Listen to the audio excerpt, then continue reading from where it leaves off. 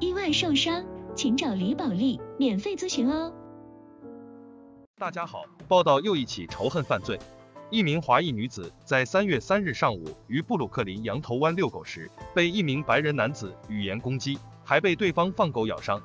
报警后，警方却称不算仇恨犯罪。他4日委托律师，打算将攻击者告上法庭。这名华裔女子叫 Nancy， 她表示她在纽约出生长大，是土生土长的纽约人，目前从事医疗行业。她说，3日上午9时15分左右，她如往常一样在羊头湾首尔大道遛狗，中途遇到一名30岁左右正在遛2条斗牛犬的白人男子。原本走在后方的华裔女子带狗超过了白男，结果白男叫她不要走在他前面，也不要试图在后面突袭。华裔女子说，自由在路上行走和遛狗是她的权利，但该男子自称有新冠病毒，还朝华裔女子咳嗽甚至吐痰，并多次称华裔女子是婊子 bitch。 他的斗牛犬也朝华裔女子吠叫。华裔女子说，一名路人看到后护送她远离该男子，但该男却继续朝2人喊道他妈的亚裔，对吗？华裔女子质问对方为何将族裔牵扯进来，该男子却继续用种族歧视字眼辱骂她，并纵放斗牛犬攻击她，咬伤女子左膝盖。由于事发时没有带手机，华裔女子不得不求助路人帮忙报警，白男此时才开始安抚斗牛犬。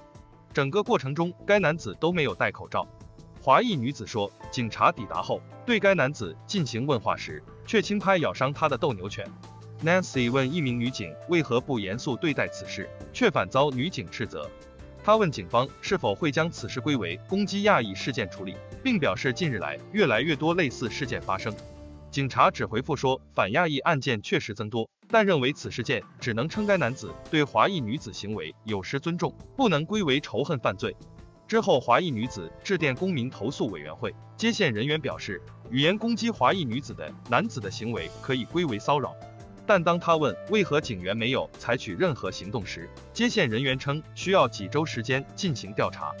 华裔女子回家后发现，被狗咬到的地方伤势比她想的严重，正在接受治疗。华裔女子表示，自己作为一名英语流利的华裔，遇到仇恨犯罪报警后都被如此对待，难以想象有多少不会讲英文的人在被攻击后只能忍气吞声。华裔女子表示，这已不是她第一次遇到因为亚裔身份而被言语攻击，去年2、3月以及7月4日，她多次被人喊回去你的国家。律师李宝莉 James Napoli 4日代表华裔女子对攻击者提出民事诉讼，其团队也会在接下来几周与警方取得联系，获得更多信息，帮华裔女子维权。你意外受伤了吗？请找李宝莉律师楼，他们提供免费咨询电话888-235-6766，希望可以帮到你们。报道就到这里，了解纽约每天的新闻，请订阅点赞我们的频道，谢谢你们。